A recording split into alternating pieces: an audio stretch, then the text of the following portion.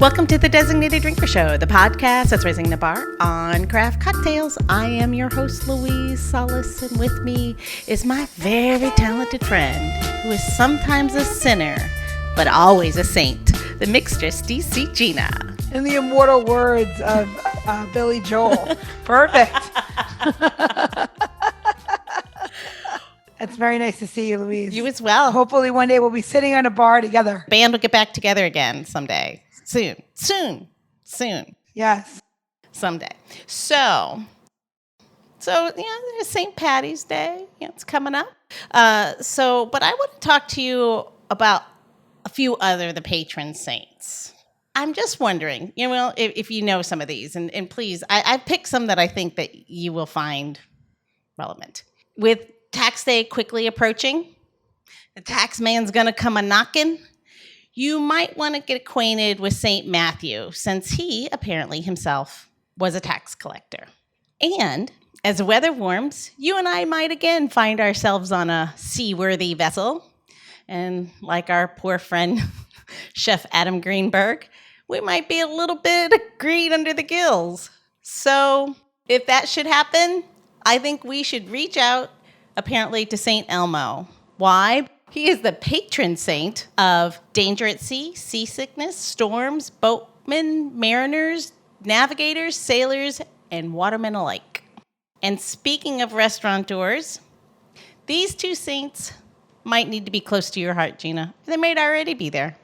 And it's St. Lawrence, who is the patron saint of chefs, and St. Nicholas, whose patronage of inns extends to restaurants. Yeah, that one I knew for sure. Comes across your lips every once in a while, huh? And for this little podcast, Bernardine is our man. He is the patron saint of advertising, because apparently he had a knack for messaging with few words and powerful messages. And I actually knew that one. So those are a few fun facts about saints. Did I hit you with anything you didn't know? Yeah, a lot. Clearly, I did not know all of that. But I feel like my grandmother is like rolling around in her grave right now going, how do you not know all of this? So my grandmother had like every saint all over the house. And we had and one over the kitchen sink. There was like a patron saint of like dishes and stuff and family and meals. So sorry, Grandma. Yeah. Well, you can make Grandma Nona, you can make her proud, because if you wanted to find out more about saints, you need look no further than the pages of the books written by today's designated drinker. He is a professor in the Great Text program at Baylor University and the author of Drinking with the Saints, Drinking with St. Nick, and Drinking with Your Patron Saints. He is Michael P. Foley. Welcome to the show, Mike. Well, thank you so much for having me. Welcome. I'm so happy. We're so excited to have you on the show. And before the show, I kind of let you know I rubbed it in a little bit. I was so excited to receive your books. They're beautiful, they're well written, they're fun, they're entertaining, they're engaging, and they're great cocktails in them. So, and I rubbed it in to Gina that I got them and she didn't. Ha ha ha ha. She usually gets all the good booze, and then I get to drink one. So I finally got one up on her. Woo-hoo. I'm hoping that your books are available on Amazon, because I'll get them here and be like, here they are. I only got to see them last night. They are indeed. So don't worry. Good. Louise's edge won't last for very long. Never. It never does. It never does. Not with this one. Tell us about the inspiration behind these books. Well, so as you know, I've got 3 books: Drinking with the Saints, Drinking with St. Nick, which is a holiday book, and Drinking with Your Patron Saints. And the basic idea behind them is to give you beer, wine, and cocktail suggestions for the feast days of the church year. And the way I came about this was actually kind of organic. My wife and I have 6 kids, which is one reason to drink. And it's 6 times the reason to drink. Well, even more so. And my wife homeschools them. So at the end of the day, we could both use a drink, and we So we have an evening cocktail in order to catch up on our day, exchange, news items and what have you. But we also do enjoy observing the church year with our children, sort of spicing up the year with fun customs and traditions. So basically, it was only a matter of time before we put those two things together.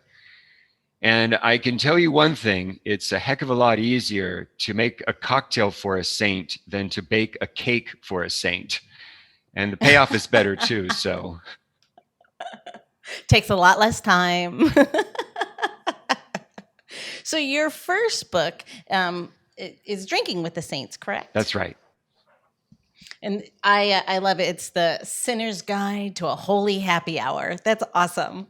It's again, Gina, I hate to brag, but it's such a beautiful book. I love the fact that like you go into the story of each one of the saints, because I'm going to tell you, I was not raised Catholic, so this is all news to me. But as a non-Catholic, I found it incredibly engaging. It's and then you tie in a drink to it. I applaud you for this. It's such a well-written book. Well, thank you. And the saint stories are a lot of fun. They stretch out over 2,000 years. And, some of these legends, it's like a game of telephone. Some of these legends kind of grew over the years. And so some of the stuff that has been handed down to us is pretty bizarre. But it makes for a great story. And these are family stories. And like other family stories, there are going to be certain degrees of accuracy or inaccuracy. But you cherish them because it's just part of the family lore. And then the fun part is pairing a drink with it. You take a little creative liberty, if you will. Exactly. So there wasn't like any so this is perfect. I haven't seen the books, right? So I've only seen the cover. So if I'm a listener and I'm listening to you, tell us how do you come up with a drink to pair with a saint? Like, are there certain fruits or something you're supposed to do? Tell us. Yeah, give us the process. Oh, I basically, Gina, just looked for any connection I could possibly find. Now, it was a lot easier with the modern saints because we have a lot more information about their tastes. For example, Pope John Paul II has been canonized a saint. We know for a fact that unlike most Poles, he did not favor vodka. He just liked a little white wine cut with spring water. And we know he didn't like vodka because when he was Archbishop of Krakow in the 1950s, the KGB spied on him and kept a thick dossier in the hopes of finding some weakness of his that they could use to blackmail him with. And they were very disappointed that he wasn't much of a drinker, that he didn't like vodka. So we have detailed information on, thanks to the KGB and other things about modern saints. But with ancient saints, we don't know, and obviously they didn't have liquor as we do today. So I would look for just various kinds of symbolisms. I am reverent towards the saints, but sometimes I can be a little cheeky. For example, Saint Agatha was an early virgin and martyr whose breasts were severed by her Roman torturers. And so in Christian art, she's often portrayed holding a tray with her severed breasts on the tray. And so I found a Prohibition era cocktail called Twin Peaks. And that is her cocktail for the day. I know that cocktail. That's really funny. Oh, that is cheeky. I like that. That is I wasn't prepared for that. Like I said, I blushed a little bit, which makes the Zooms tricky when you're doing a podcast. Because normally you can't see the other person, so you don't know if you're making the person talking to you a little bit red in the face, but you nailed it. That's crazy. That's what I think is so engaging and entertaining about these books. Not only do they have wonderful cocktails in them, but that something like that it's cheeky. You don't. It's really making light of a very. But I can learn the history behind that saint. I think it's great. I think it's wonderful. On my birthday, which for all the listeners and Gina to remember because I like gifts, is July the 2nd. miss that. It's July the 2nd. The drink is a godmother, which is a vodka and amaretto. That's like old shot. That's an old drink. Well, it's called the godmother. I would think it's pretty old. No. Godmother and godfathers were like so I'm from New York, and like that's a godmother is a shot or an after dinner drink that you would get in an Italian restaurant all of the time. And if it was your birthday, they would add cream to that drink, a little bit of cream to the godmother, shake it up, and it's called an angel's kiss. Aww. And then you get, and then it's just like another, it's like what you get on your 21st birthday. I was gonna say your 16th birthday. Nope, I mean your 21st. Does that make me less of a sinner and more of a saint then? Since What, the godmother? I think that's so funny. No, that's how I broke my foot on my 21st birthday. My father put that on my birthday cake in an Italian restaurant, and there was ones for all my friends, and we kept drinking them. And then I walked on the street at Queens Boulevard in heels, and then I broke my foot. But I went out the whole night and danced on it, and then was really broken. And then I went to the hospital, and that is a very true story. Which saint should she have paid to then, Michael? Gosh, I mean, well, there's so many things going on there. I think we need several patron saints for that. The patron saint of insurance. I mean, I didn't want to miss my 21st birthday. And I'm like, it's fine. It was not fine. Anyway, I want to hear more. Tell me more about this book. I want people to pick up the book and want it. So tell me what do they? What else? Yeah, all three of them. There's three. Well, of them. Again, I had so much fun writing this book. It was fun to pair beer, wine, and cocktails with different saints. The big book, Drinking with the Saints, is the one that came out first. That one covers pretty much the whole year. The second book, Drinking with Saint Nick, is a sort of telescoping of the Advent and Christmas seasons. So I don't cover every day of the year in Drinking with the Saints. So what I did for Drinking with Saint Nick is make sure that you had a drink for every day of December, Advent, and the 12 days of Christmas. And then finally, Drinking with Your Patron Saints is drinking with your patron saints. It's not organized according to the church year, but according to the various patronages that the saints have. I just found the perfect one for me out of the Saint Nick recipe book, and it's for December 12th, I believe. Yep, and it's of course it's Our Lady of Guadalupe, and it's a tequila, lime juice, passion fruit with a lime wheel. That sounds perfect. And I just opened it up. I was just flipping through, and that came through. So that's it. Look up December 5th in that book. Okay. Do we have December 5th? That's the repeal of prohibition. That is right. Is there a saint for that? is there? You know, there should be. There should be. There are a lot of different patron saints of beer and wine, especially because those are very important staples in the ancient world. We don't have any modern patron saints of hard liquor. I think we need to work on that. Actually, I would like to volunteer to be the patron saint of mezcal. Ooh, yes. Or actually, Ron Cooper should be the patron saint of mezcal, since he brought the mezcal category back to life. So I would say your saint for December 5th is it Sabas? That's right. Yeah. And the drink here that Mike picked was a Solitude is Bliss.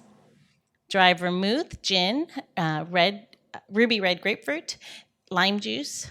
This is a lot. Chamomile syrup, seltzer water, and of course you garnish that with a grapefruit wheel. That sounds delicious, actually. I know. That sounds like you start. It sounds like one of those things that you have and you're like, that's super amazing for sure. That's what you start early in the day. How did you get into this? Like one day you just woke up, you're like, you know what? I'm just going to put this together. I mean, tell us about you. Well, the funny thing is, I mentioned my wife and I enjoy an evening cocktail together. Well, one night she went out with her friends, and I was alone, and I didn't want to drink alone. I like drinking with my drinking buddy, and but it made me really restless. So I kept thinking about drinking, and And then suddenly it dawned on me, a book, Drinking with the Saints, that combines drinking with the church year. So I raced to my computer.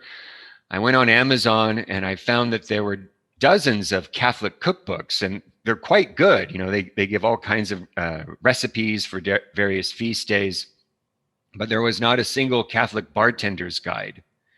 And I thought, this is a niche that cries out to be filled.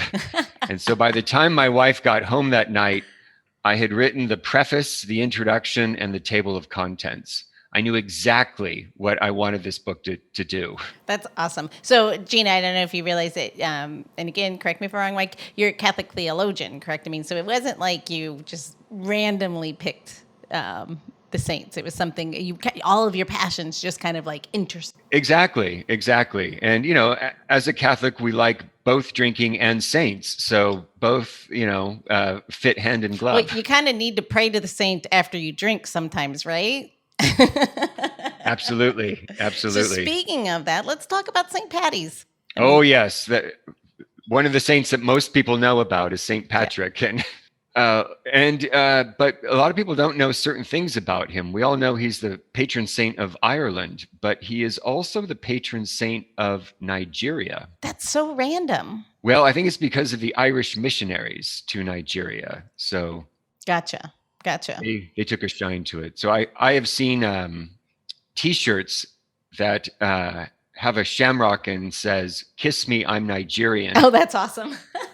Do they also turn the rivers green there too? It's just Chicago. They may have a little more taste. Yeah. That's right. That's just a dumb American tradition. That's funny. Yeah. I feel like Savannah does that too. Savannah, Georgia. I went to St. Patty's one time in Savannah, and I will tell you that is a young person's event. And I did question if there were any police left in Boston. It's I guess the largest St. Patty's Day celebration in the U.S. I was like, I would sure it was Boston, maybe Chicago, but it's in Savannah. It is quite the event. Let's call it that. Okay. Well, where else can you wear shorts during St. Patrick's Day? I mean, you have to go someplace warm, yeah, right? And I'm not saying that all those people were clothed the entire time either. So you're right. Warm weather might be a must. I mean, we mentioned St. Patrick's Day. What is a drink that you like to drink on St. Patrick's Day? I do like Irish beer. I like Guinness. I like Murphy's. And there's so many good Irish whiskeys from which to choose. Irish whiskey is on such a huge rebound. It's exploding, and there's just so many wonderful things going on in that world. As far as a cocktail goes, I like one that's called, and I recommend this in the book, an Irish ale cocktail. It's basically a Moscow Mule, but with Irish whiskey instead. It's actually known by a couple of different names, but that's a good drink. It's refreshing. It fits for springtime. Irish ale. Yeah, Irish Mule, right? That's what most people call it, right? Yeah, just straight up. Speaking of that, I feel like I want to make a cocktail right now. Is that cool? Absolutely. Let's do it. Ready, Michael? I was wondering when you'd ask. Yeah. So I'm going to be honest with you.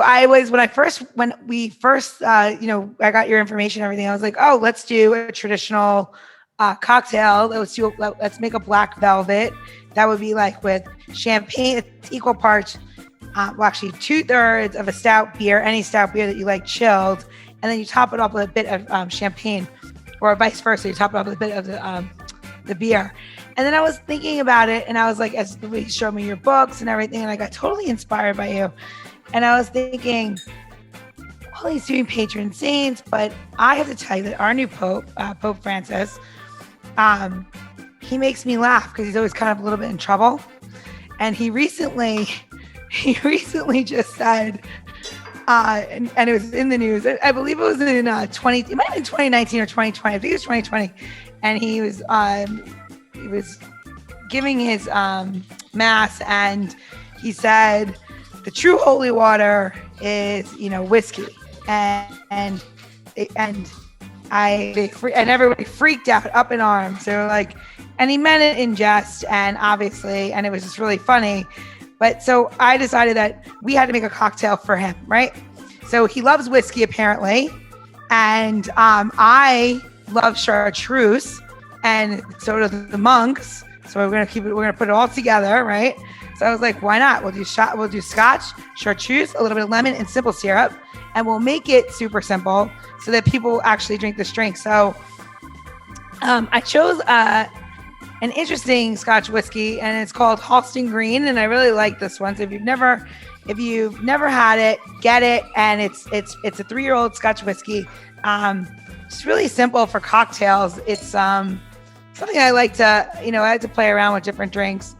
And what we're going to do is we're going to take I thought it would be cheeky to put it in a wine glass or a large wine glass, like a goblet, like you were going to be receiving communion, right? So what we're going to do is we're going to chill our wine glass, and we're not going to serve this over ice. We're just going to set this aside, and then we're going to fill our top of our shaker tin 3/4 of the way filled with ice, and then the other side of our tin will have nothing in it as we build the cocktail.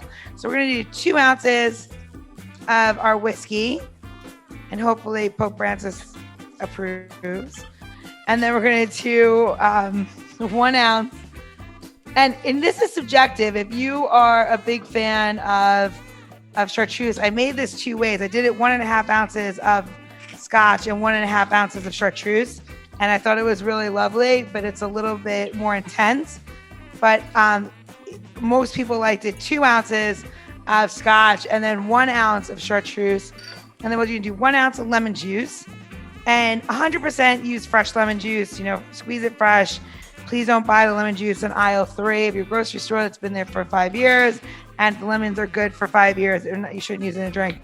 So we're going to put in 1 ounce of the lemon juice and 1/2 ounce of the simple syrup, just to take the edge off of the heat from the chartreuse, because the chartreuse is over 100 proof, right? Do you know how much was the simple syrup? I'm sorry. I'm making it as well. How much for the simple? 1/2 ounce. Okay. 1/2 ounce. And when you're making simple syrup, and I say this a lot, it's a 1-to-1 ratio, but the best way to make it is pour your water into a pot, get it to a boil, and then turn it off, add your sugar and stir it so that you don't overcook your simple syrup. It should be nice and clear, and that's the best way to make simple syrup. All right, so we're going to add our ice. We are going to give it a shake.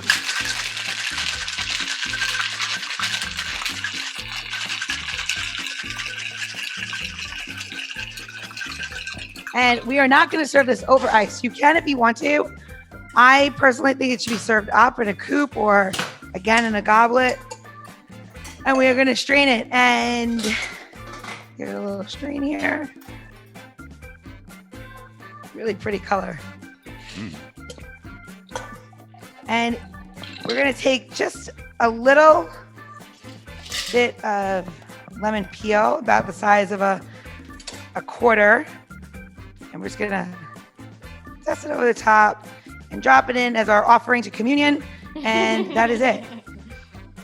So I hope that one day Pope Francis makes this drink and he's enjoying it on his lovely red chair, maybe under the, who knows. Anyway, cheers. Cheers. Oh, that is so good. It's so smooth. Gina, that's wonderful. So easy.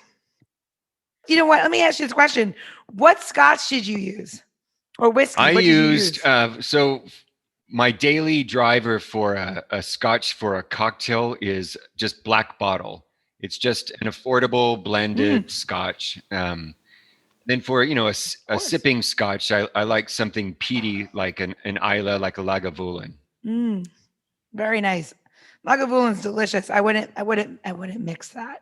Although, here's a very secret cinny thing that's really cool to do when you had maybe too many scotches. You take the Lagavulin or something really peaty like that, and you take your an eyedropper of like ice cold water. You switch it out with ice cold like fresh lemonade, and you add a couple of drops ice cold lemonade to your scotch, like in the summertime, for like an amazing scotch experience. And you can use chamomile lemonade, or chamomile like tea, and you can do it. And what it does is, it's so funny. You can taste different layers of scotch when you add that little bit of citrus to it. It's a trick of like shitty scotch that people drink in Scotland. And then I found out that it works really good with expensive scotch because it makes it taste even better. That's amazing. All right. I'm trying Gina, that. you're just talking about like eyedropper though. You're talking about drops. Yeah, like an eyedropper, like a little couple of drops Yeah. here and there, and so just to cool it off. What I like about this drink is, now I love scotch, which is kind of a funny thing. I like scotch. I'm not a whiskey or a bourbon. That's not my go-to, but I really do enjoy the peatiness of a scotch. But chartreuse is a little one that's a little harder for me to get into. Is the novice cocktailer that I am. Chartreuse is a little harder for me to like navigate my space into. I would say this cocktail is beautiful. This introduces somebody to chartreuse in a beautiful way, where it's very approachable. It's kind of like you, Gina. Very approachable. Oh. and No, I'm like the chartreuse, and I gotta like put a wrapping around. And it is my firm conviction that everyone should have a bottle of chartreuse on their shelf. It is an amazing liqueur. It is a punch in the face the first time you try it. If you have it neat, it's very high proof. But if you do sip it neat, you can taste such an array of different flavors as it passes over your palate.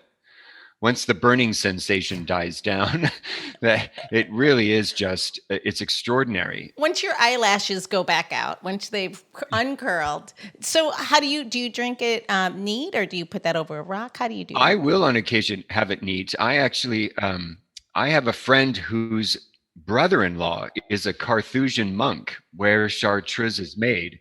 I mean, this chartreuse has an amazing history. It's been made by the same monastery for 500 years. Wow. Only 2 monks at any given time know the recipe, and it's just committed to memory. It's a tightly guarded secret. But as I was saying, his brother-in-law is a Carthusian monk there, and they don't drink their own liquor recreationally, but they do use it medicinally. The charter house is located high in the French Alps, and it's this drafty old building. And when one of the monks catches a cold, they will take a tablespoon of chartreuse, and it'll nip it in the bud. And it's true. I have tried it. It actually works. It's an herbal liqueur. It's made from over 120 hand-picked herbs, and it will either cure your cold, or if it doesn't, you're still enjoying chartreuse. So it's a win-win. Yeah, you're tipsy and you don't even know. You don't know. I have a bottle of 1940 Wow. bottle of chartreuse Yeah. eau de vie before World War II, excuse me. And I literally once a year I open it and take a little bit of it, and that's it. It's so delicious, and I wish they would come back to make the eau de vies again. But like you're saying, that only 2 people ever knew. During the war, they lost they lost one of those people that made that eau de vie, and they've never made it again. That's insane. And that's why they made the VEP now, because it's what they think is the closest version of it, but it's not. They obviously have it to compare it to, and I'm sure that someday down the line it's going to show up somewhere. But like, it is such a beautiful product, and it's insanely delicious, and it's my special treat. And I haven't even shared it with my husband. I don't think. Maybe I have. No, Poor I did. Neil. I did once, and then he was like, "I don't really like chartreuse." I'm like, "Well, then never drink this again." Well, if you don't really like chartreuse, I'm not wasting the eau de vie on you. That's for sure. Well, I mean, but that's the truth to all of it, right? Like, I often get people, because of the show and because I get to hang out with people like Gina, and, I get to borrow her knowledge. I get a lot of people who ask me, what should I drink? And I'm always like, you should drink what you like first and foremost. There are, and I can help you understand maybe how to moderate or how to choose better. But first and foremost, last time I checked, we got 1 liver. So you burn it out on whatever you like. True. With the one exception Yeah. of white Zinfandel. But again, if you that's drink real. white Zinfandel, you are a bad Yeah, person. just go. But other than that, Oh. I mean, you're committing a sin against grapes when you drink white Zinfandel. But other than that, I agree with you, Louise. Oh my gosh. That's Don't you know the amazing. old trick of bartenders of like someone came in, they asked for white Zin, we take white wine and like a dash of grenadine and put it in there and be like, here you go. Oh. And like, I really That's think that most terrible. ladies really don't like Zinfandel. They like white wine with a dash of grenadine. So I've never done it to somebody, but I've seen people do it. I'm always like, that's just so wrong. I'm right, Neil? It was white wine and a dash of grenadine to make Zinfandel, right? White Zinfandel. Oh, and a half a packet of Sweet and Low. I forgot that's it. Ooh. That's right. It was a half a packet of Sweet and Low. See? I think you'd have to go to communion after that, just because that's just a crime. All right. So, Gina, where are they going to go to get this recipe? They're going to go to designateddrinker.show. They're going to go to designateddrinker.show to get the tips, tricks, and how-tos, and a link to where to get Michael Foley's book. And maybe you could pick your favorite patron saint and make a new drinking game. So you'll have to get the book to do that. And you turn a page, and that would be your patron saint for the night. And how many times can you use that word in a sentence? And that's it. There you go. There you go, Michael. That's beautiful. That's awesome. There she goes. She's so yes, to Gina's point, you just go to designateddrinker.show. We'll have links to all three of your books, Mike. Absolutely. So anyone wants, and I highly recommend them. One, as an art director, creative director, I love the texture of the exterior of the books, like the embossing. Everything is amazing. It's all beautiful, beautiful books. They're books that you're going to want to put on your shelf. You're going to want to crack them open because they have amazing stories on the inside. I just started last night. We had a friend who stopped over, and I was writing notes for the show, and he stopped over, and I did exactly that. I did exactly what you said, Gina. I'm like, so this is the saint's name. Guess what they did? And I was like, okay, guess what this one did? And they're like, because I was looking at the most obscure things, because it was really fun, and it's just, and then we got into a discussion about idols and current state of affairs, and it was really fun though, because it was adult conversation about like real stuff, but it was fun. Absolutely, the books are amazing. All of that together, and then like books a better idea, or a conversation, or a new drink. And I was inspired by you, Michael. Well, so there your cocktail is magnificent. And absolutely. I should also mention to you and your fans, more drinks. There is one patron saint you should all get to know, and it's Saint Bibiana. She is the patron saint invoked against hangovers. Well, she's. Yep. So my toast for her is.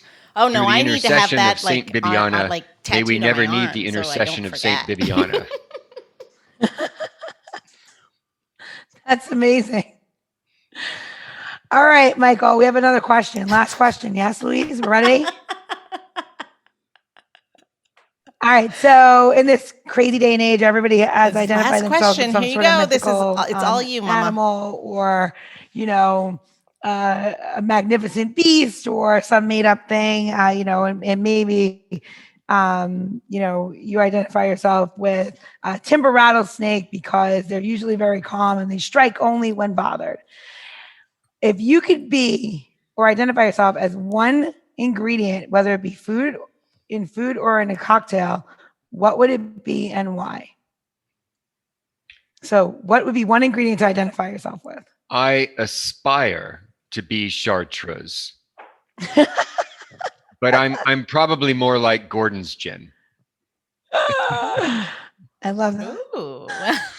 Why? Tell me why. Go.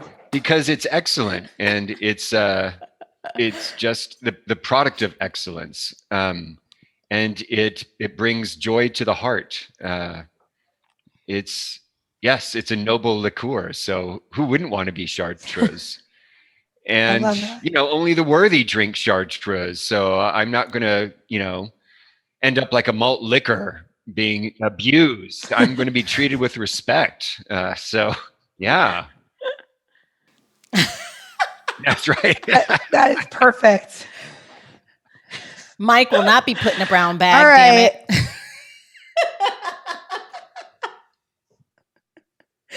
I love the fact that Gina, you picked a cocktail for this designated drinker that was so on the nose. I love it because you've never even It spoken was an to Mike until interception. today.